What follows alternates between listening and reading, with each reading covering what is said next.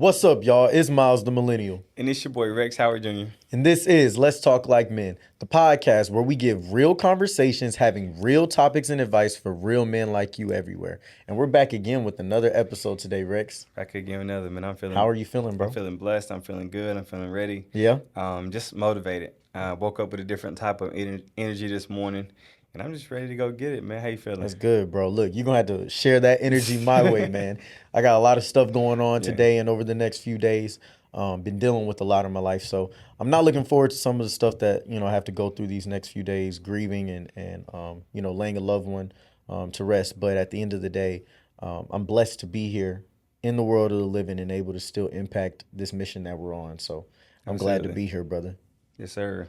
Man, today we have another episode in our The Little Things series, right? This will be part two. The first episode was the little things that every man needs from his woman. Yep. Well, this time we're going to flip it around and we're going to help the fellas out to understand what every woman is going to need from her man. Yep. Right? So, fellas, we really want y'all to tune in and pay attention to the things that we're giving you because these are life lessons that we've learned directly in our relationships and also vicariously through watching others and learning from wisdom from other relationships. So, we think it's going to be a very powerful episode for you guys. Ladies, if we miss any little things, please feel free to drop them in the comments. If you're watching this on live, make sure you're leaving comments and questions for us, and we'll love to get back to you or answer them on another episode.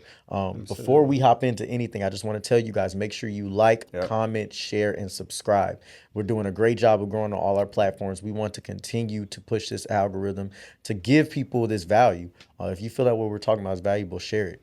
Absolutely. Help us get to 10K. Yes, sir. All right. Help us grow our Instagram platform, our YouTube platform. And then if there's anything that we could do to add more value to you, send it our way. If Absolutely. you go to the link in our bio, you'll find a question box or a Google Doc form where you can type in your information, type in your Exactly. questions, and we'll be more than happy to respond to those questions on the pod. Absolutely. Well, without further ado, Hey, let's talk like men. Yes, sir. All right, cool. So we're gonna hop into our hot topic. Y'all know that's how we start every single episode, right? Yeah. This one's going to be a very simple question, Yeah. but I'm sure it's gonna have a very intense and deep response. Right. Right. So the question for today is, why do people cheat? What is the reason why people go down the road and choose that when they're in relationships, committed relationships, to step out of them either physically, mentally, or emotionally? Right. I think that's a multi-layered question. But I'm just going to spew a couple things out. Yeah. Right. I think people cheat, one, because they had a lack of modeling growing up, right? They saw their father cheat, or they saw their mother cheat, or the people within their community cheat, right? That's one. Another reason people cheat is because they're cowards, right? They have a lack of self-control. They have a lack of respect for themselves and respect for their partner to leave something that they no longer want to be a part of, right? Third reason why people cheat, and I'm going to make sure I save some room for you too, Yeah. but is simply because they're too insecure to leave their relationship. Right? They believe that, okay, I have my person here and I know they love me. I know they're pouring into me. I know they really care for me. And even though they know I'm cheating, they still haven't left. And that's safe and that's secure. But when I go out here to the world and do my own thing, I know that's temporary. Yeah. So too insecure to actually to leave the relationship. And I would say another reason why people cheat is simply because they don't know what they want. They have no idea what they want. So they're going out here trying to figure what they want and what they like through multiple people while hurting one person at the That's same with. time. Yeah. That's good, bro. Those are all really good points. And for me, I kind of summed it up when I thought about this question as at the end of the day, there's a hole somewhere in their soul. Yeah. It's a hole. It's trauma. Every single thing that we're talking about comes from some root that allows them to think that it's okay for them to go about the actions the way they go about them, even if morally they know that every time they do it, they know they're wrong, right? But apparently, whatever that moral, conflict is going on isn't stronger than whatever hole exists in them, Yep. right? And so sometimes people have holes, like you said, because of the things that they've seen. Parental wounds and community wounds to where they're told it's okay for you to be around multiple women and multiple men or however you want to operate your life in that way, and that it's not a problem. And that so long as somebody doesn't find out, it won't hurt them. Yep. What your mama or your daddy don't know won't hurt them. and they think that that's okay. And so Yeah. they carry that into their life. Or because they've never seen successful relationships, whenever they're in a successful one, they do everything to self-sabotage it. 100%. Right? And around every single corner, they will find ways to make a good thing go bad because they are completely scared of the unknown. Yep. They're so used to trauma and distortion and dysfunction Yep. to where I gotta do something to make this bad. Yep. It can't be this good. Yep. Right? I was reading something on Reddit and somebody said that their boyfriend checked off all the boxes. He was everything she was looking for. Yeah. And she said she found out that he cheated on her, right? And when she asked him about it, he said things were going so good, and I just don't believe that things can go that good, right? And so I knew that something had to be wrong, so I cheated to get it out the way first, Yep. right? And it's like, man, when you think about that, that is where a lot of this stuff roots from, is because you fear a good thing. Yep. You haven't seen it. You don't know how to deal with it. You don't understand the responsibility of being in a healthy relationship. And so you make selfish decisions at the end of the day that put that other person at harm. 100%. There's that negative cognition of I'm not worthy of love. Yeah. I'm not worthy of good things happening to me. I'm not worthy of somebody staying with me. I'm not worthy of being in a healthy relationship, a committed relationship, a relationship where somebody is loyal. So I'm going to do the complete opposite. I'm going to self-sabotage it, right? We haven't argued in a while, so let me start up an argument. I haven't given him an attitude, so let me go ahead and give him attitude. Let me create some conflict, some friction in this relationship to have that fight and pull, just to see if that stuff is still there. So I think that is really huge, and I'm speaking from even personal experiences. I've stepped out before in previous relationships in college, and it was because of a lack of knowledge, a lack of wisdom, a lack of respect for myself, a lack of awareness, right? A lack of the awareness of how you will make somebody feel, or what it does to somebody hard, and even what it does to you. Because the more you do what you are not supposed to do, the deeper and deeper you get into sin, right? There's a quote that says, never get too cocky in your sin. And that's exactly something that'll happen. The more you put yourself out there, the more you desensitize yourself to being faithful, to being loyal, to being committed, and to being true to yourself and also to your partner. So I think there's a multitude of reasons why people do it, but I think it sums up to there's something, like you said, and there's something that's missing. Absolutely. You make me think of something. I was having a conversation the other day about just having reckless actions in life, right? And the first time you do something reckless, you're worried the entire time. 100%. You know you're not supposed to be doing it. I'm never going to do it again, right? And this is in any aspect, but cheating is a part of cheating as well. This is a one-time thing. I'm never going down this road again. But then what happens is after you do it the first time and there's no immediate consequence from it and you get away with it, That's good. right? You're like, it had planted a seed in you that says, well, maybe I can try it again. I can get away. And then you try it again a second time. And you try it again a third time, fourth time, until it starts to become something that you don't even see as an issue. Like, bro, I'm good. This doesn't apply to me. The rules do not apply to me. These people get caught up in these actions because they don't know what they're doing. They ain't playing it right. They not smart enough until the day that it bites you in the butt. Right? And I also want to put this message out there because I've heard this a lot. This is just a common thing that people say about, when people stay with you right after they catch you cheating. And, part of that people say is like, yo, they ain't leave the last time. They ain't going to leave now. Right. And so they continue to do it. I challenge you to have more value for yourself and appreciation for somebody that sees you for more than what your lowest mistake was. You should appreciate a person for the fact that they were willing to give you a second, third, however many chance after you have dropped below the level that God destined you to be. That person saw something in you enough to say, I'm not going to hold you to your worst moment. And I believe that you are a better person than what you did. That's good. And instead of being somebody that takes that and says, you know what, I'm going to do right by that. They believe in me enough that they're not going to hold me to this. I got to work my way back from this, and I'm going to make sure I never do this again. I'm going to figure out what the root cause of this is so that I never go down this path again. Instead of being that type of person that appreciates and cherishes a person that loves you that much, you take it as a sign of their weakness and then use it against them to then manipulate them even more and do things against them even more. That is a direct reflection of your own self-worth. Because if you believe that you are somebody that's here and you had a low moment, you would love for people to not see you for that low version of yourself. But if your real self-worth ain't here and your doubts already keep you here, Yeah. then when you do this and they accept you for who you are, then you just say, well, oh shoot, they don't mind this. This is who I am. I'm gonna keep doing what I'm doing because that's who I really am. Yeah. That's what I believe for myself. You got low self-worth. So instead of thinking that the other person that accepted you back is the person with low self-worth, I think you need to look at the person in the mirror. Absolutely. I think that's really good, brother. Absolutely, man. So that's our hot topic for today, man. And this is spoken from experience, y'all. We're not Yeah. saying this off of theory. We done been there, and we've learned and gotten to our root traumas and realized how to operate better in our life with the women we have now. So just know that you can do it, Yeah. right? If you need somebody to tell you that you can go from being an unfaithful man or woman to being a faithful man or woman, you can look at two examples right here. Absolutely. And it's all about choosing. Yes. It's all about choosing. They say, I was a part of a conversation when I was in Denver, Colorado, and there's a group of guys in a circle. And one guy proposed a question or a statement. He was like, people never change. And they looked at me, they was like, Rick, you're a therapist. What you got to think about that? And I was like, you know what? A part of that is very true. If you've always operated in a certain way, yes, you still have that tendency to still want to do it. You still have the inclination to want to do it. But once you give yourself new information, once you put yourself around the right people, once you give yourself once you put yourself in a position to make better decisions, now you have the choice to choose. Am I going to choose to do what I've always done, or am I going to choose to do something completely better? Yeah. Right.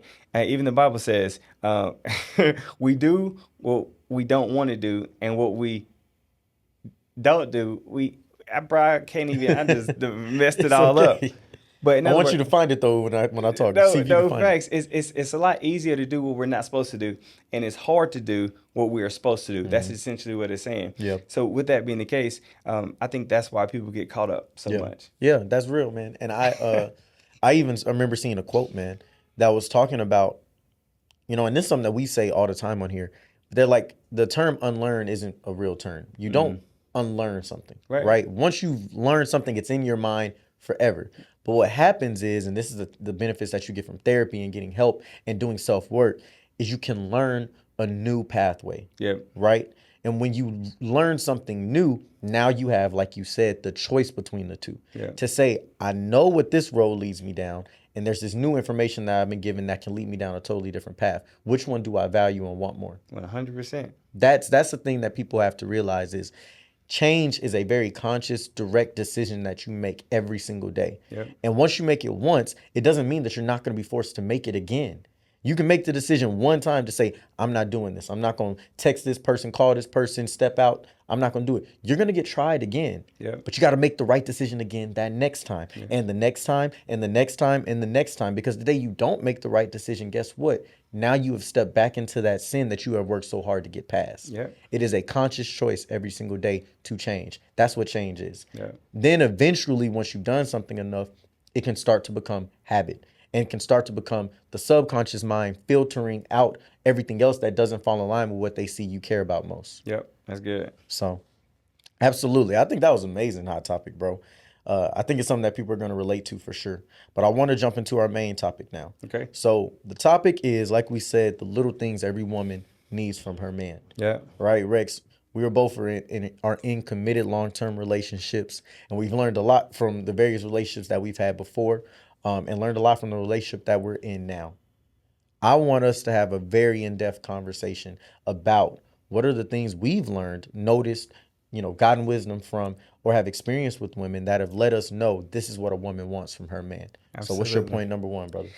Absolutely, brother. I think this is going to be a good conversation. But the very first thing that I have is the little thing that a woman needs, which is going to be a big thing too, is emotional safety, right? They need to feel seen. They need to feel heard. They need to feel respected. They need to feel safe with you. They need to feel like if I'm going to give you some information, I can trust you with that information. They need to feel like you are going to protect their heart, right? You're going to have their best interest in mind in every single thing that you do, right? They need to know that you're not going to be out here cheating. You're not going to be out here making her look stupid. You're not going to be out here saying certain things that go against the relationship. You're not going to be out here sharing her personal information to the world. Yeah. You're not going to put her in a bad position to where she has to make a decision on whether to stay or whether to leave. Yeah. She needs that emotional safety. When it's time for her to share something with you that she doesn't like about you or she would like to improve, she needs to know that you're not going to be defensive and turn it back on her. She needs to know that she can feel safe with you in any given moment or time, right? Whether she needs to cry, whether she needs to vent, whether that she needs to tell you something good. She just needs to have that emotional safety to know that my man is going to be able to carry this. My man is going to be able to have the capacity for this. And my man is going to create the space for me to deal with and to work through whatever I need to work through, because that's just who he is. That's good. Let me ask you, have you ever dealt with being on the opposite side of that, being a man that was not able to provide emotional stability? Oh, absolutely. So I would say my earliest college relationship was like that, right? I was in this phase of being non-empathetic to the point where it wasn't normal for me to cry. Yeah. It wasn't common. And also, I didn't know how to sit with people through their tears. Yeah. So I would have relationships and my partner would cry and I wouldn't feel a thing. Yeah. Bro, I wouldn't feel a thing. And I have this blank look on my face like, man, can you stop? Yeah. And in hindsight, I can see how that affected her. I can see what that did to her. I can see how that desensitized her to her emotions. So she didn't even start sharing emotions with me. Yeah. But because she stopped sharing it, I'm thinking things out good because I didn't want to see it in the first place. Yeah. Right? But I realized when you go through relationships with women, as humans in general, we're emotional beings. Whether we have the capacity for or we have our emotions cut off, we're still emotional. So if you are in a relationship with a person that knows how to express their emotions and you aren't the person that can express your emotions, there's going to always be clash because they're going to be more emotional more than I, right? Especially when it's their time of the month, their emotions going to be off. When their blood is off, the emotions going to be off. So yes, I was just like that in college, but I realized in order for me to produce fruit, in order for me to be able to sit with my woman and to be there for her and to make her feel seen, heard, validated, and truly understood, I have to be able to give her that emotional safety. Another thing I want to add is this. You mentioned something on our podcast, on our page that we posted, versus catering the emotions versus logic, right? And a lot of men didn't like that. Yes. Because they felt like, no, you should only operate in logic because emotions can lie. And although emotions can say a lot, but I will say in every emotion, there's a story. And if you take the time to understand the story behind your lady's emotion, then we can work through that first and then get to logic. Yes. Right? I'm not ever saying leave logic out because logic are facts. Logics are the thing that's going to push us forward. Yep. But the emotions is what's going to give her that emotional safety that she needs to open up. Exactly. You're going to be talking to a brick wall if you don't first address the emotions. Yep. Right? And that's the thing that I want people to realize. Leadership is not about leading your way. Leadership is about leading the way that's most effective. Yep. That is what I want to ask and really get every man to understand. Whenever you want to come to us and say, oh, they talking about sometimes, every logic is rooted in emotions. Go look it up. Go look it up. Y'all so logical and you about facts. Go look up if logics are rooted in emotion. It will tell you immediately that, yes, logic is rooted in emotion. Why? Because when you look at the hierarchy of needs that people go through, your emotions get triggered far before your neural pathway can fire off something to tell you the logic and fact behind it. Yeah. And even the logic that you choose to accept, right? Because there's 1,000,000,001 facts out there. If you think that your logic is the only factual proof, that's saying a lot, right? Other people's logic can exist too. Yeah. But why is it that you choose a particular logic to build your whole entire platform off of your principles versus somebody else's? Well, because your emotions are safe in this particular thought process and theirs is safe in this one. So even in the logic that you choose to believe, that you choose to live your life by, the rhetoric that you follow, it is rooted in what makes you feel safe. Yep. Right? So we have to stop as men thinking that you can somehow be this logical leader and it's going to lead to the results that you want. Right. You may get some results, but I'm just trying to let you know you're going to get further the day that you realize that when you incorporate the emotions behind what a person's going through, what your wife is dealing with, what your kids are struggling with, what your team may be going through, and then you combine the logic with that, you now will be a more well-rounded leader that will be more effective in the long run. Yep. It may not be comfortable. It may be something that's completely foreign to how you have, developed yourself as a person. Yep. But that is also a sign that you aren't comfortable with your emotions and Yeah. expressing them yourself. And maybe as the leader, if you're supposed to set an example, maybe you should go get your emotions in check Yeah. before you start telling somebody else to get theirs in check. Yep. How can you do what you never done before? Yeah. Right. Like I said, when in the past, I wasn't connected to my emotions. Yep. So if I'm not connected to my emotions, how can I be connected to yours? Exactly. How can I even begin to connect with yours or think about what you're feeling on a different level if I don't even think about mine? Yep. I act like my emotions aren't even there. You ask me if I'm okay, and I'm like, yeah, I'm straight. Yep. I could be going through hell and hot water. Yep. And I'm going to tell you I'm straight. But if you ask a woman what she's going through, she's going to spew out what she's feeling. Mm-hmm. And as a man, if you're not connected to her emotions, if you don't have that emotional safety, or if you don't have the emotional capacity to create that space for her, you're not going to want to hear nothing that she's saying because you're going to think it's excuses. Yep. You're going to tell her to tighten up. Yep. You're going to tell her to get over it. Yep. And you're going to tell her, man, let's just keep pushing. Bro, let me tell you something. It was to the point in my own relationship right now. I used to believe that she was manipulating me when she would cry because that's how uncomfortable I was with tears. Yep. Right? I'm sitting here like, bro, you cry over everything. Yeah. You cry when you got to study for a test. What you crying for? We in school. This is what you're supposed to do. Yeah. You cry because a bill is due. That's life.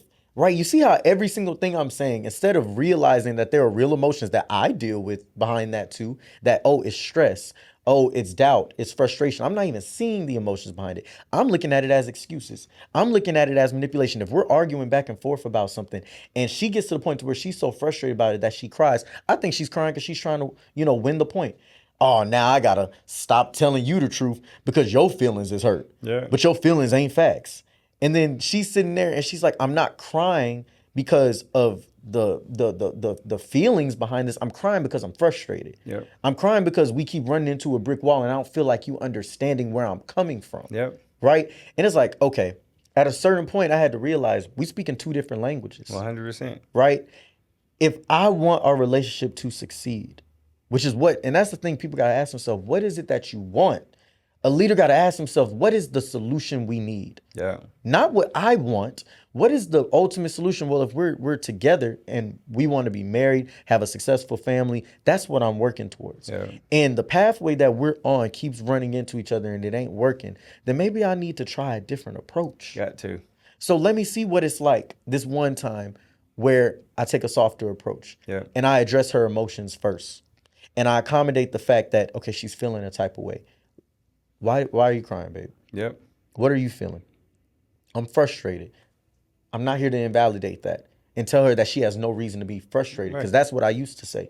I don't see what you're frustrated by. Yeah. People argue all the time. That's what happens. We gonna have moments where we disagree. But just because we disagree don't mean that the way we're disagreeing is effective right now. So you have to take a different approach. And whenever you can sit there and let her, I'm frustrated because I don't feel like you hearing me. Okay, well, tell me what it is. I'm not going to say nothing. I'm not going to interrupt you. Tell me what it is that you feel I don't understand. Yeah. Let her get all her words out. And then before I respond and I'm ready to fire back, say, okay, before I respond, I want to reiterate to you what I think I heard you say. 100%. Yeah. Right?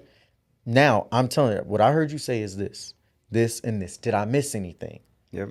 That way this person feels calmer just in that approach. See how the conversation goes from a back and forth to a real community type conversation. Like, I'm trying to hear you. I'm trying to reason with you. I'm trying to level with you. That emotional stability changes everything. Man, I'm going to take it a step further. Think about kids or puppies. Yeah. Right? Every emotion has a meaning. When a baby cries, what do they need? Yeah. Food, change the diaper. Right. Some. They don't cry for no reason. Yep. It's either they're sleepy, Yep. they're hungry, or they just use the bathroom. Yep. Right? When I got my dog, for the first 6 months was absolutely hell. Right? It felt like I had a kid. But every morning at 6 a.m. she would cry. And the first month, I'm like, shut up. You know what I'm saying? Like, shut up. Yep. I'm getting upset. Yep. But no, when you start doing the research, it says a puppy can only hold their piss or their bowel movements for a certain amount of hours as they develop. Yep. So if she's crying, that means she needs to go outside. Yep. Once you take her outside, she's back good again. Or if she's crying, that means it's time to eat. So every emotion has a meaning or has a story. And if you don't sit down and figure out what that meaning is or what the story is, you'll never fully understand it. Yes. Just like I had a call with my mentee yesterday. And I asked him, I said, how's school been going for you? He was like, man, it's been going all right, but I've been getting angry a lot. And I was just like, what are you being angry about? He was like, I'm not really sure. And I asked him, I said, if your anger could speak, what would it say? He was like, I've never asked myself that. And then he starts spewing out all these things. I want to be liked. I want to be appreciated. I want to be able to find a girlfriend, but all the people are talking about me. And all these things start coming out. That's the story. So if you get to the bottom and get to the root of the emotion, you have the space and the capacity to create emotional safety for your partner. But let's get to your point before we get too deep. We got to roll, bro, because we will sit here all day in this, man. I'm telling you. We already over time. All right, let's move. So my point number one about the little things that a woman needs in a man. A woman needs a man that is dependable. She needs dependability, right? So when I say that, there are questions that I want a man to be able to ask himself to see if he's a dependable man. Do you do what you say you're going to do? That's good. When you say you're going to do it. That's good. Right? Do you show up when you're supposed to show up? And matter of fact, do you show out? Right? The last thing I want you to ask yourself is, if she were to ask herself this, can she say, can I call on you and trust that you can make it happen? That's good. Those three questions, right? I need every man to ask themselves that, and it'll tell you if you are somebody that a woman can depend on, right? Matter of fact, you can ask your partner it. Yep. And be prepared. Because they're going to be honest. They're going to be honest. And don't try your best not to get triggered. Instead, receive and understand and know the story behind why they might say you didn't fulfill one or multiple of these things, right? It will let you know where you need to improve. Okay, because we're not perfect. Right. I'm telling you that now. But part of being a dependable man is being a man who can work on yourself. Is being a man that can see the areas where I'm lacking and how can I show up better, right? If a woman can't depend on you, right, she's going to do everything for herself. Yep. She's going to think for herself. She's going to act for herself. She's going to be selfish in her emotions, selfish in her actions. Everything is going to be about her because she can't call on you. Right? And see, the thing is, if you're a man who really tries to identify with the quote unquote alpha male principle, right? And you see yourself as this, but you don't actually act that way. And your woman doesn't see you that way, right? That is going to literally deteriorate your own self-worth. 100%. You are going to then look at yourself as a failure, or you're going to lash out at her. One or the other is not going to lead to a good result. And I'm going to tell you the truth, fellas, how your woman sees you is probably a bigger tell of who you really are than how anybody else in this world sees you. Yep. She spends the most time with you. She sees you at your lowest moments, your highest moments. She sees you when you're irrational. She sees you when you're in your most masculine, strong state. She sees you when you're walking in your godlike purpose, and she sees you when you're in sin. I'm telling you. She sees it all. So ask your woman how she sees you. Do you see me as a dependable man? Do you see me as somebody that you can trust to make it happen? Do you see me as somebody who shows up and shows out for you? That's there every time you call on me? Yeah. That'll tell you who you really are. Remind me of what you said E.T. said. Eric Thomas said, look, it don't matter to me when everybody else tell me I'm a good man. It matters to me the most when my wife tells me I'm a good man. Yep. She know the answer. I'm telling you, if you want to know who you really are, if you want to know if you're dependable, ask her. She'll tell you. Yeah, that's who you spend the most time with. Yeah. And the minute you stop doing the thing that you're supposed to be doing, then she loses her faith or trust in you. Yes. That's when she goes and starts asking her daddy for help. She goes and starts asking her brother for help. And as a father to a person, if he blessed you with his daughter, he's going to say, why don't you ask your man? Yep. I remember my sister asked my granddaddy for some money, right? Mm-hmm. He said, you got a man living in your house. Look. So with that being the case, you are absolutely right. So the question I have for you now is, was there a time in your current relationship now where you've lost your ability to be dependent upon?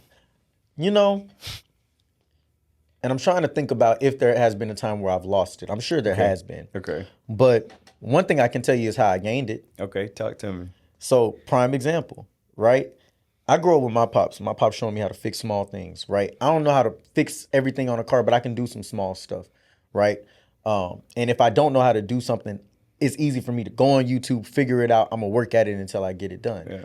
And because I always saw my dad do that, that's what I wanted. My woman and then my future kids. That's how I want them to look at me. That's good. Right? Some wrong, dad can figure it out. He can fix it.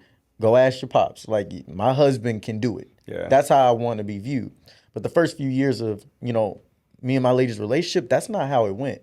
She was calling her papa. Yeah. Anytime something broke down, papa, this just happened? How I need to fix it? Because her papa is that type of man for her. Yeah. Anytime something happened, she called. But it used to make me feel so crappy. Yeah. I'm like, bruh, I'm right here in the city with you. He is 400 miles away. Yeah. So you either going to drive this car all the way up there to have him fix it, or have to figure it out yourself, or take it up to some mechanic to do where they're going to try and play you.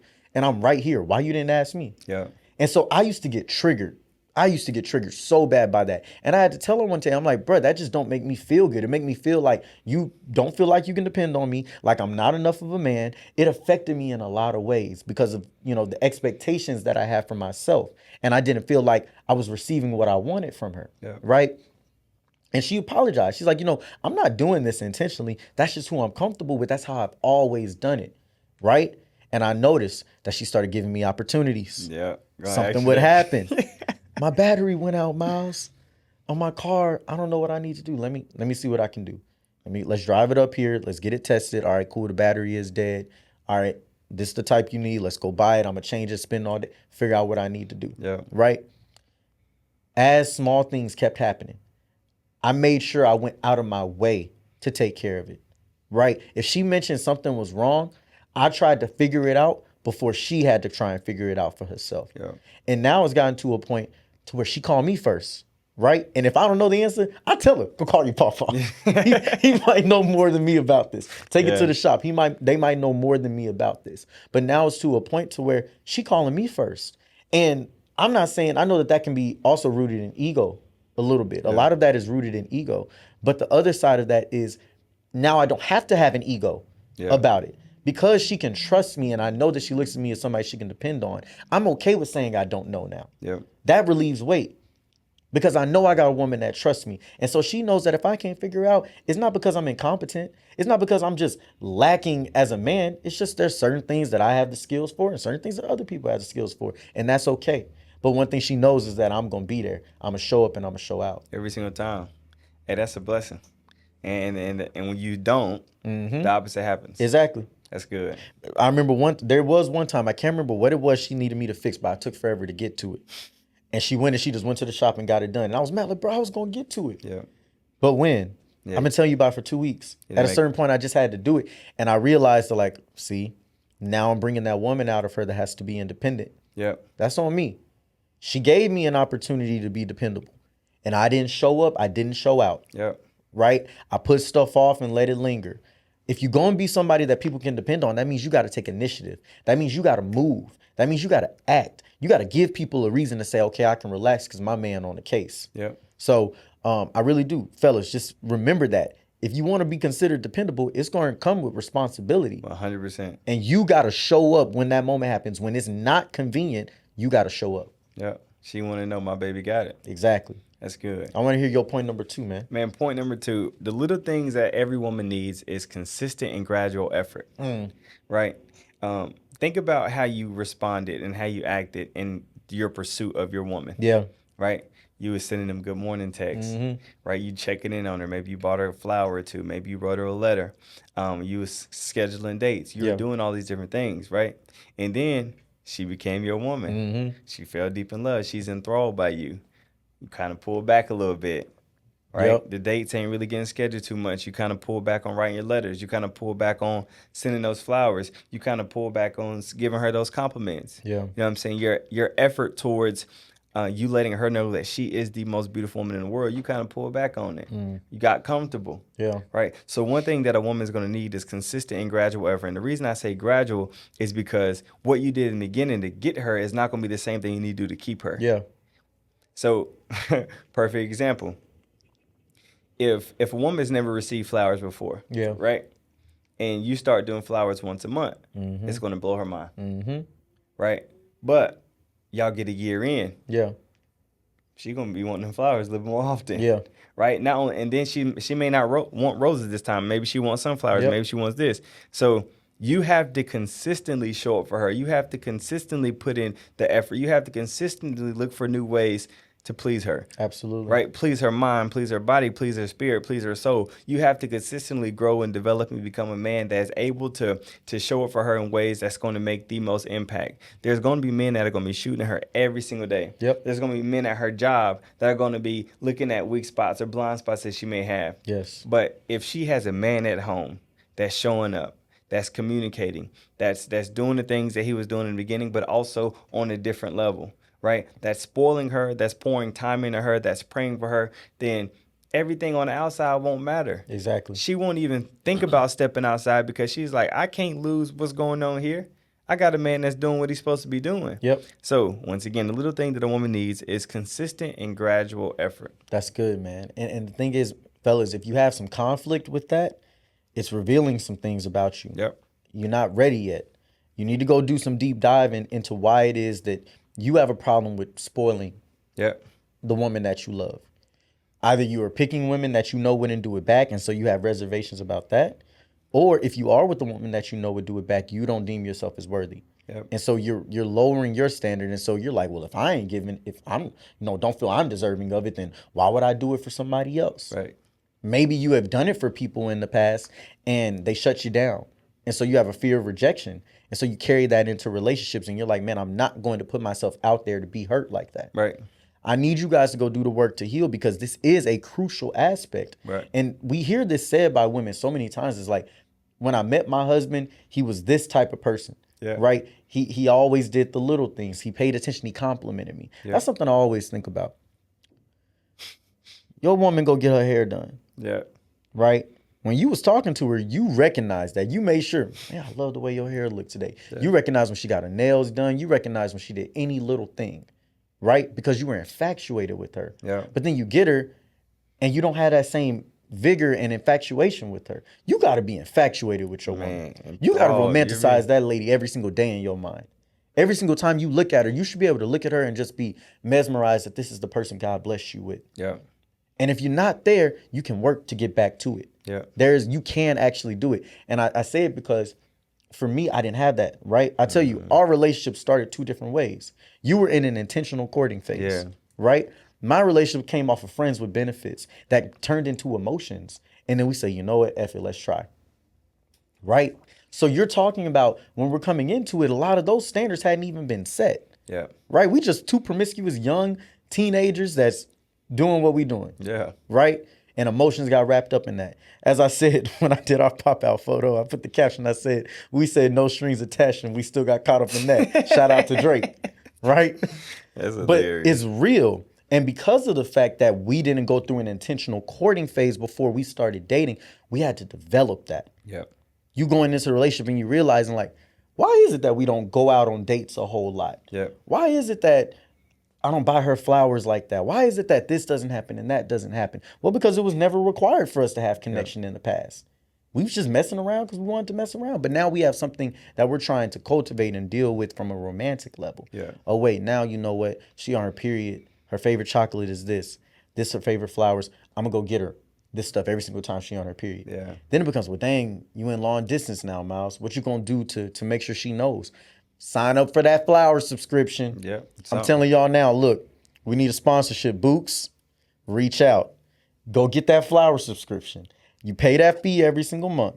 And I promise you, your woman will never feel neglected. She'll always know. He thought about me enough to incorporate him into my monthly bills. He thought about me enough to make sure he sends me that special message with it every single month that says, hey, baby, I love you, just a reminder. It gives her variations. Yeah. Right? When we did a small thing the other day, I told her, I said, I want you to write down your 5 non-negotiables. Act like you're single again. Act like you were single and you looking for a man. And I want you to write what your 5 non-negotiables would be in that man. And I'm going to do the same, and we're going to share them. First off, I could tell the excitement. Yeah. She's like, oh, wow. It's new. It's cool, right? Effort. The fact that she sees that I care enough about this relationship to ask that type of question means that I'm invested. Yep. Means that I'm thinking about it as much as she is. And then it also allowed us to have an opportunity to connect and make sure that, okay, am I fulfilling all these areas? Yep. Are there areas that I need to improve in? Because if I'm not meeting your non-negotiables and you're putting up with it because you love me, eventually that might become a big tear. Yep. Let's address it now. And it was in an environment that we can have that conversation when we're not in the midst of an argument. And that's a big thing. Bringing stuff up in a happy time Yeah. is even better than bringing it up when things are bad because people can receive it better. So it's the small things that you talk about with that effort and consistency that goes far. Yeah, you got to keep that going. Keep that same energy. And the last thing I'm going to say to that is, fellas, there's going to be things that you do for your woman because you want to do them, right? And she may appreciate them. But then there's also have to come a time where you're doing things for her that she wants you to do, right? So in the process of courting, or even in the beginning stages, I want you truly to create a note in your phone, a note in your phone of all the things and things. So say, babe, I want you to type in some date ideas. Yeah. So what are some places that you'd like to go eat? What are some cities that you'd like to go see? What are some places you'd like to go travel? Right? What's your favorite candies? What are your favorite colors? What are your favorite perfumes? Yep. Like, what's your what kind of designs do you like when it comes to jewelry and watches? Like, are you a shoe person or are you a clothes person? Yep. Really get to know your person. So the more time you spend with them, the more questions that you ask. And then you have her fill this note out. And of course, you put your information in there too. Now you know if I grab something off her list, she's going to appreciate it even more because she knows I'm paying attention. Exactly. Right? If you give her a surprise with something that you want to give her, that's going to make her feel good. But when you do something that she wants you to do, that's going to hit a little different. So just keep that in mind, consistent and gradual effort. And if you are in a relationship and you're listening to this message, and like you said, you have a disdain for this message, you don't agree with this message, you feel like this is some simp stuff, then you're not with the person Yep. that you're supposed to be with. Yep. Because when you're with the right person, you won't have any excuses as to why you don't want to do these things. If money is the issue, I can understand. Yeah. Right. If your energy or you're depressed or you're in a bad mental state or things aren't going right in your world and it's hard for you to pour, I can definitely understand. But communicate that. Yep. But if money isn't an issue, you're in a good, healthy state, you and your partner aren't in a conflictual state, and you still don't want to give, or you still don't want to pour, or you still don't want to do the extra thing for your partner to make them feel wanted, special, and loved, oh, you got a problem, big dog. Yes, sir. That's a fact. Don't call us simps because we happy. Right. Don't call us simps because we got women that we can pour into Right. and treat us right. I don't know if you've come across it, but look, I feel like, me and Reds finna start getting a little hostile on here because y'all cats is hilarious, man. I'm telling you. I just pray that y'all, look, more than the anger or the confusion that I get when I see those comments, I'm praying for y'all that y'all find love that can reveal to y'all and make y'all feel the way that we feel. 100%.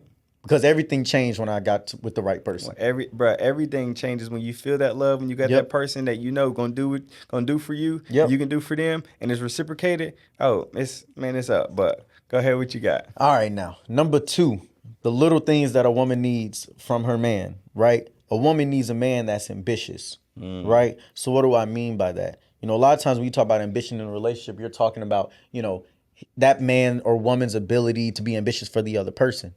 But I'm telling you something that I noticed in the women.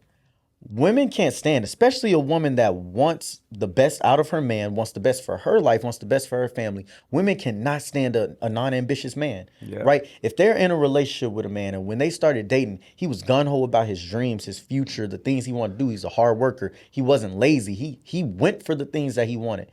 And then that man becomes somebody that gets comfortable. I don't care how much money he's made up until that point. I don't care how successful he's been up until that point.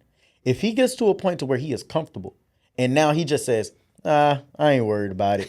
It is what it is. Yeah. And he becomes this totally different version of himself that no longer tries to seek out new, fresh, ambitious things for his life, new goals and heights. It will turn that woman off. Yeah. Right? So what I want men to think about for themselves is this. Do you show up for yourself as much as you show up for her? Because there are a lot of men who spend so much time focusing on being the best partner that they pour all of their love, their ambition, their drive into that woman, into their kids, and then they become lazy and lackadaisical themselves. Right? I need you to still be putting your priorities, your dreams at the forefront of everything that you do. Because when you're taking care of yourself, other people will be taken care of. When your cup is full, you have enough to be abundant and pour into others. But if you're a lazy, stagnant man, Oh, bruh, she's gonna fall so under, like, it's gonna be, you wanna talk about an ick? Yep. Man, let me tell you something. The second question I want you to ask yourself is, are you progressing to newer heights or are you remaining stagnant? That's good. When's the last time you went for a promotion at that job? When's the last time you tried to get new credentials and training within your field of study? When's the last time you went to get an extra degree? When's the last time that you went and tried a new business model out? When's the last time that you went and put out a new book? The last time you put out a new idea? The last time that you found a new technique to cook in that kitchen? The last time that you found a new way to show up as a partner? When's the last time you did something new? You pursued something and you went and made it happen. That tells you if you are on an incline or if you are staying the same. Yeah. And let me tell you something, brother. If you think that, oh, I reached the pinnacle and I'm leveling here, that ain't reality. Nope. Things in life don't stay the same. Nope. Everything, the law of deterioration says, or the law of decay, that if you're not being acted upon by a positive force that's lifting you up, you are being acted upon and moving closer and closer towards decay. Yep. Anything you can think of, the paint on a car, when the car ain't moving and is not being upkept, that paint rust. You leave some water out in the sun. What happens if you don't pour more water into it? It evaporates. Yeah. Everything tends to move further and further towards decay if it is not being pushed in a progressive way. Yeah. Bottom line. And that includes you. That includes your life. That includes every single goal that you have for yourself. If you're not doing things to move up, you're being left behind. And no woman wants to be with a man that's okay riding in the back of the bus. Man, you just said a whole bunch, brother. I was listening to this book last night called How to Think Big. And it goes right to your point. And these are questions that you could ask yourself in the process of being ambitious. What is your why and who is your who? Right? So why do you want to? What is your internal motivation for wanting to be the person, to be a better person, to be a better husband, be a better father? And then who are you doing it for? Yeah. Right? And he mentioned how this is called like a pro-social or something. He has said that when we have a who we're doing it for, that's even stronger than our internal motivation. Yeah. So if you're in a relationship and your partner is your who, or your mom is your who, or your family is your who, or your kids is your who, then that's good. And if you have a why, that's even better. Yeah. But like Miles said, don't no woman want a non-ambitious man. Don't no woman want a man that she's working harder than. That's the one. Hey, that's it right there. That's the one. No woman wants a man who she feels like she's working harder than. When she feels like the roles have flipped, when she feels like, oh, no, I'm taking these roles now. Like, no, I'm putting in the work. I'm pumping my own gas. I'm doing all these different things. She's like, why do I even need you? Yep. Right? That's real. Why do I even need you? So, like Miles said, have something that you're ambitious about. Continue to grow in your field. The Bible says, whatever your hands find to do, do it with all your might. Yes. So no matter what field you're in, no matter what stage of life you're in, if you were doing it with all your might, you're going to always find a new reason to do better, to be better. And there's going to come a time where you can rest, you can relax, because you don't got to be in full grind mode 24/7. Exactly. But you can't be chilling 24/7 You can't either. stay resting. You can't. You feel me? Man, look, it's all a journey, and you got to know how to balance it. Make sure that your rest is something that you well earned, and you'll know, because there'll be a moment where you say, you know what, I don't need to keep doing this. I'm grinding myself into the ground. Yeah. Let me take some time for myself, and then you'll know when rest is enough, right? If you have an ambitious mindset, it'll pull you back out of it and say, all right, it's time to work. Yeah. You will become so uncomfortable. I dealt with that, right? I had accomplished so much in 2022. My books were selling like crazy. I was getting speaking engagements. I just bought a house, my first investment property, promotions at the job. Everything was in line. 2023, I said, I need a little time for myself. Man, I ain't just take time for myself. Well, I took the year off. And I went into depression because of it. Yeah. I lost all my ambition. I knew I didn't want to be in my job anymore. Nothing felt like it was feeding me because I knew I wasn't pouring into my purpose. Yep. I had stopped pouring into purpose. I wasn't posting my content, my advice. None of it was happening anymore. And so I moved towards decay.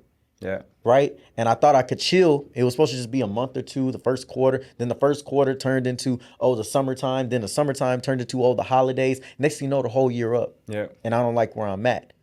My woman not liking where I'm at. Yeah. And even though she was very understanding, she never, talked down to me or anything like that. But I could see it in her words, like, baby, you all right? Like, Pick it up, yeah. when you gonna do this again? When you gonna get back on that? And I knew internally I'm being lazy. Yeah. And I didn't want to answer that question and see that truth. Yeah. So I'm telling you, let me have been in this position 2 years from now. I don't think she'd be here. Now I'm telling you, And I wouldn't want her to be. you shouldn't. The Bible even says, what did he say? How long will you sleep, you lazy one? Ooh. Right? He said a little sleep, a little slumber, a little folding of the hands. And it talked about how anybody that has that mindset and remains lazy, especially a man that remains lazy for too long, Yes. gets closer and closer to poverty. Yes. That's the only thing that's going to happen is Yes. poverty. That's absolutely truth, bro. So, all right, bet. Get your point 3, man. Point number 3, man. The little things that a woman needs from her man is a man that's decisive. I like He's that. able to make decisions. The less she has to think, the more peace that she will have within your relationship. Now, does that mean that you want a woman that can't think for herself? Absolutely not. Does that mean that you want a woman that if you don't get it done, that she can't get it done? Absolutely not. Right? You want a woman that's also solution focused, that is a doer. But the less she has to think when she's in your presence, the more peace she has. Yes. And one thing my woman said to me, it kind of made me feel good. She was like, babe, when I'm around you, I don't even got to think. Literally. Because I know you're gonna take care of it. I know what's gonna be handled. You know, you're gonna grab the doors. So I don't gotta think about getting the doors, right? The bill's gonna get taken care of. Just whatever needs to get done, unless you actually need me to do it, Yep. it's gonna get taken care of, right? So I need you to become a man that's a decision maker. I need you to become a man that doesn't ponder on things for too long. Be able to think, be able to be rational, not be impulsive, but be rational in everything that you're doing. Yes. Because that's what your woman is going to need. If you guys are fighting about where you guys are going to go eat at, if you're fighting about who's going to drive, or if you're Yep. fighting about what's going to be done, no, I need you to be a decision maker. Yep. No woman wants to be with a man that's indecisive. Yes. No woman wants to be with a man that can't make a decision. No woman wants to be with a man that asks her for everything because he can't do it for himself. Nobody wants that. No woman wants that. So the little things that a woman needs is a man that is decisive. I love that, bro. I love that, man. It's one of them things where you walk around, ain't nothing better than when your woman can you hear your woman talking to somebody else. My man got it. Yeah. Oh, I ain't worried about it. Miles can do it. Yeah. He know. Like, he got it. I don't have to worry about that. Yeah. Right? It make you feel good because you start to realize what you mean to this person and how much they trust your presence. Yeah. Like, my man is going to show up and show out in this space. My man is going to be somebody that when we're out and about, I don't have to worry about my safety. Yep. Right? When we get out, she'll be walking on the whole wrong side of the road. I'm moving to the other side. She's like, oh, I ain't even paying attention. My bad, babe. We go sit down. One thing we always argue about. She want to see the door too. I'm got sorry. you. I'm sorry, baby. You already know what it is. My lady don't even think about the door. No, I already know. No, I'm talking about what side she's sitting about Okay, to yeah. see the door. Okay. Because, I'm going to look. I 100%. want to see that door. I need to see everybody coming Yeah. and going. My woman, and especially because we long distance, and that's a tough dynamic. And it's something I want to talk about. Because she has to flip this on and off. Yeah. It's like, well, baby, yeah, I know that when we're together, but when you're not here for 4 months, I got to remember, Yeah. dang, I don't got my man here to take care of this. And I got to jump back into that space of having to be independent, of having to figure things out for myself, right? And that hurts me, right? That's something that I carry because it's like, as somebody who's decisive, as somebody who's a decision maker, I want to be able to say, this is what you need to do. But when I can't physically be there to take care of it, I have to also be understanding of the fact that now I got to factor in what she got going on too. Because Miles, even though you're making a decision, she got to go do the work behind it up there. Yep. So it's just that beauty behind being a decision maker that your woman can trust, bro.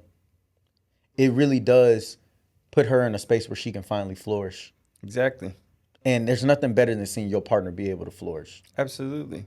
And the other side of that, fellas, is accepting your woman's influence, right? So, yes, I need you to be the decision maker, but if she has something that she wants to input, if she has another suggestion, although you're the decision maker, I don't want you to say, nah, that ain't good. Nah, that ain't going to work. I want you to accept your partner's influence. And that's another thing that the Gottmans use that determined if you're going to have a healthy marriage. Because if you are shutting down everything that she is saying, if you're making her feel like her points or her values or her questions don't even matter, then she's gonna withdraw, and she's not gonna feel good in that. She's gonna feel like she's in a dictatorship and not in the marriage, Exactly. right? So accept her influence, and while you're accepting her influence, also be able to put yourself in a position to be a decision maker. Absolutely. And be responsible for the fact that if you have not been decisive before, it is going to take time for her to lower her guard now that you're making the decision to be a decision maker. 100%. I don't want people to think that just naturally, if somebody's been conditioned with you that they have to decide things, that the day you decide you're going to be a decision maker, it's going to change. Yeah, no. Nah, fellas, like, I don't want you to be sitting here, oh, bro, I tried being a decision maker, for the first time, and she just completely shut it down. We were arguing the whole time. I'm not doing it no more. Nah, bro, this is a part of the process. Yeah. Right? Now you're showing up and showing out, right? Now you're being this person. Now she has to also realize the changes that she's going to have to make. Yeah. She has to be able to, one, see enough consistency in this action to say, oh, this isn't just some fad that he's doing. This is who he's become. Yeah. Now she has to say, okay, well, who do I need to become? Yep. Right? I need to become a woman who can receive that type of input, that can follow another person's lead, right? Until she gets to that point, y'all are going to have conflict. It is a journey all around. Yeah. Consistent gradual effort. Exactly. What you Like, get? everything feeds into everything. Everything. Bro. What should I put, brother? All right. My last point is provision. This Okay. kind of falls in line with what you were saying with decisiveness. But a woman needs a man that has the ability to provide provision, right? And when I say that, I'm not just meaning financially. Right. Provision is so deep, right? And I saw Trip Fontaine say something about this on tonight's Infrastructure, conversations, yeah. right? Where he talked about infrastructure, that ability to put stability to things. And so what I say to this is, do you have the ability to provide planning and structure to her life and to your relationship, right? That's a key aspect of a man that really can set him apart, is when you come into her life and she asks you questions about where y'all going to be, when she asks you questions about the future, you can sit there and you can answer that. And you can say, this is what I see. This is what I'm working towards. This is why I'm doing this, that, and that. And why we have these conversations now is because I'm seeing things 5-10 years down the road. And I want us to be prepared for them. Yeah. Right? Next thing you can ask yourself is, can you make decisions that prepare your family for the unknown outcomes of life? That's good. Right? So there's going to be moments where you're going to think everything's going good, right? A man with provision says, while things are good, let me start preparing for the storms that are inevitably going to come. Yep. There will be moments where the finances is going to change up. There are going to be moments where it's a slow season emotionally, physically. There's going to be death. There's going to be heartache. There is going to be troubles from the kids that are getting in between you and your partner. We need to go to couples therapy now. Let's not wait till the problem is so huge. Let's start it now. Yep. We need to start saving and investing money now. Let's not wait 10, 20 years until it gets to a point to where we're like, oh, we need money and it's 5 months away. I'm going to lose my job in the next couple of weeks. No. Let's prepare now. Provision is that ability to see things before they happen. Yep. Right? And that's my third part of this is, are you able to see things down the road and then communicate it effectively back to her so that she can see it as well? That's good. That's real good. Baby, I see us being in this type of place, living in this type of town, doing these type of things together. Everything I'm doing with my brand, I want you to run that, right? Like, I want you have such great administrative skills. You have such great communication skills. I want to be able to focus on just having to speak and closing on these deals. Yep. I want you to be the person that manages all my partnerships. I want you to be the person that manages the investments. Seeing the strengths and weaknesses in the positions that you can put her in, communicating to her how she is going to play into this role in the future and where you're going to be in that. That is a part of provision as well. When a woman has a man that can provide provision, she has somebody she can trust in for the future that is to come. Mm-hmm. And when she can trust in you, man, she rocking with you through highs and lows, man. You've already spoken to them before they came. And so when times come, it's like, baby, we already talked about this. Yeah. The plan that we had then is the plan that we have now. Yeah. We can set this money to the side. We're good. We got 5 years on this before it goes bad. And in the middle of this, we're going to get out of here. Yeah. She can trust it. Because that's the difference between being somebody who's always reacting as a man and somebody who knows how to respond, somebody who can plan. Yep. That's absolutely amazing. And you said it best. It's also preventative maintenance. Yeah. Right? You thinking ahead. Yep. Right? You doing and thinking for her. That is also emotional safety. Yes. That is also dependability. Yes. That is also showing ambition. Mm-hmm. That's also consistent gradual effort. That's also decisiveness. Mm-hmm. So all of this coincides. It all comes together. Yep. So if you were watching this episode, fellas, I truly need you to take notes.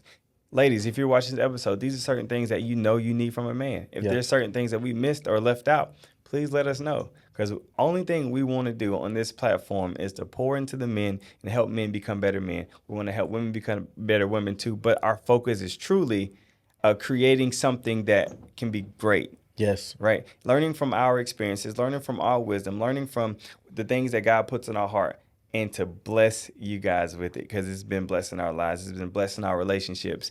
And we wouldn't tell you something that didn't work. Right? He's in a great spot in his relationship. Me and my fiance are engaged. We're working through this workbook right now called Before You Say I Do. And it's absolutely amazing. And one thing that stands out about that workbook, right? It gave us a verse, and it was in Revelations. And it said, this is what God instructed people to do that have fallen out of love. And the Bible had mentioned how it said, first you need to repent and then go back to doing the things you did in the former. Yeah. Right? So in other words, the thing that you did to fall in love is the same thing you need to continue to do. So in other words, keep that same energy. Yes. Right? Keep that same energy no matter what you do. Absolutely. Guys, that's our main topic for today. We're going to move into our Let's Talk letter. Before we move into that, we want to remind you to like, share, comment, and subscribe. If you are feeling us, if you feel like we've been on fire right now, I want you to make sure you send this out to your people. Make sure you follow us. Make sure you tune in and send us questions if you want to as well. Yep. All right, let's move into our Let's Talk letter. So our letter for today, and we're going to answer this one pretty quickly, and I think it's going to already have been answered with what we talked about today. I have been with my boyfriend for a year next month. Last night, I ran out of gas at around 11 p.m. and was stranded on the side of the road. This was the first time I'd experienced this, and I called my boyfriend to ask for help. He told me he didn't have a gas can and that he has a jam-packed day tomorrow. He said that if I really needed help, he would help me, but by that point, I felt discouraged at how uninterested he seemed in helping, so I told him I'd figure it out. We left it at that, and after we hung up, he never called back. Fast forward to this morning. He texted me and asked if I got home okay. I told him yes, but I left it at that. Now he's tried to call me 4 times, but at this point, I'm honestly upset about this sudden interest in talking with me only after I figured it out on my own. Am I in the wrong to be upset? It's honestly giving me an ick. Is this a deal breaker? I need some perspective on how to handle this. Oh, absolutely. Yeah. But I don't even like my lady going to the gas station after a certain time. Yep. Right? So the idea of it being 11 o'clock at night, my lady's vulnerable. She's by herself. She's stranded on the side of the road. She needs some gas. My lady could be 2 hours away. Yep. And I would drive and make that happen. Yep. Like the idea of your woman being stranded on the side of the road with no gas, and you are the person that she called. She could have called anybody else, but she called you. Yep. And your excuse was, I have a jam-packed day tomorrow. Yep. I would literally drive to where she was and go straight to work from there. Yep. Like, there's nothing that's going to stop me from doing that. And if I can't do it, then I'm going to send something I'ma find or some somebody. But to not even check in and say, hey, have you made it home? Yep.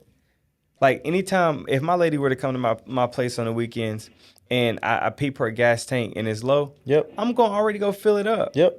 On her way out, I'm going to say, hey, meet me at the gas station. Yep. I'm going to figure it. I don't need you being in that situation. Yep.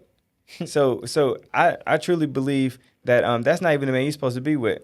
I literally was about to say the same thing, Rex. Yeah. He don't love you. Okay. I'm sorry. He don't love you. Because that's complete selfishness. That is complete selfishness. That's not concern for your safety. Forget the inconvenience, right? The fact that now you got to figure this situation out and you don't know how to figure it out. This is a safety as well. Right. I wish I would. Okay. And I had this exact thing happen to me. It wasn't late at night, but I was helping my lady move into her new apartment, right? We had to drive all the way back to my house. She ran out of gas. Keep in mind, I told her earlier in the day, she said, I'm kind of low on gas. I'm like, babe, when we pull out from this storage unit, because we had to go different ways real quick, I said, make sure you stop and get gas before we head to your apartment. I'm assuming she got it. Yep. Shouldn't have assumed. Yeah. I should have asked her again. She didn't get that gas. She hopped back into the car. She driving. We're almost to my house. We're probably about 10 minutes on the highway. I'm in front of her. She calls me. She's like, babe, I ran out of gas. I'm like, what you mean you ran out of gas? I look behind me in the mirror. She Her nowhere to car be not found. even in. I said, what in the world? Keep in mind, I'm pissed. Yeah. As mad as I am, You're going to fix it. but I'm going to figure this out. I'm going to take care of this. Went to the house, got a gas can, had to run to the gas station, fill it up, held the gas tank out the window because it didn't have a proper top. Yeah. So I didn't want it to spill. So I had to hold it out the window. It's raining. She in the fast lane, barely in the shoulder. I tell her, go get in the car. So Yeah. when I pull up, she not even standing outside. Just go get in the car. Yeah. Get in the other side, put the caution lights on, just wait. Pour this gas in here, praying I don't get hit by one of these Right. cars. And yeah, I'm pissed. I'm upset. I'm annoyed. I'm all those things. But at the end of the day, her health, her safety, and making sure that she's taken care of comes before all of that. Yeah. I can get through all that. But the lack of dependability she would have in me, that's not something that she can get through that simple. Yeah. I can get over that. That's going to be a scar that now I'm going to have to rebuild if I don't show up in this situation. Yeah, I had to have a talk with her about the fact that you have to be more careful and aware of certain things to not put yourself in these situations. You like to ride on E, you got to do things a little bit earlier. Yeah, we had that conversation. I was able to hold her accountable. But there would be no conversation about accountability that could be had, no reasoning, no understanding that could be had if I didn't take care of her in that moment first. Facts. Do what you got to do. Take care of the people that you love. And if you can't do that, brother, get out of a relationship. Yeah. Leave them. Yeah, leave them. Like we said early in our couple podcasts, treat her like God handed Yes. her to you himself. Yes. And that's it. Yep. It's that simple. So once again, if you found this episode valuable, please like, share, subscribe, drop a comment, drop a question, show love, share this with a friend, share this with your mom and them. Yeah. Right? Because I think that everybody can find value in it, but that's our goal, is to help you take things to the next level. Yes. But with that being said, we are out of time. What I would like to say, if you are looking for a coach or for a therapist, right, whether you've experienced trauma, whether you have conflict within your relationship, whether you have anxiety, or whether you're just going through life transitions and you need a little bit of boost of confidence, you can find me at resolvecc.com to book a session. You can follow us at Let's Talk Like Men podcast on every single platform, and we'll show you some love. Absolutely. I'm Miles the Millennial.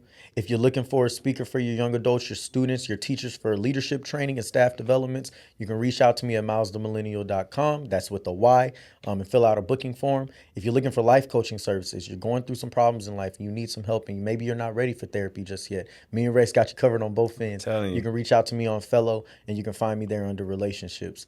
We appreciate you guys. We value you guys. And remember to tell people that there's a podcast out here that's building better men and building a better world. Peace. Hey, we'll see y'all next week.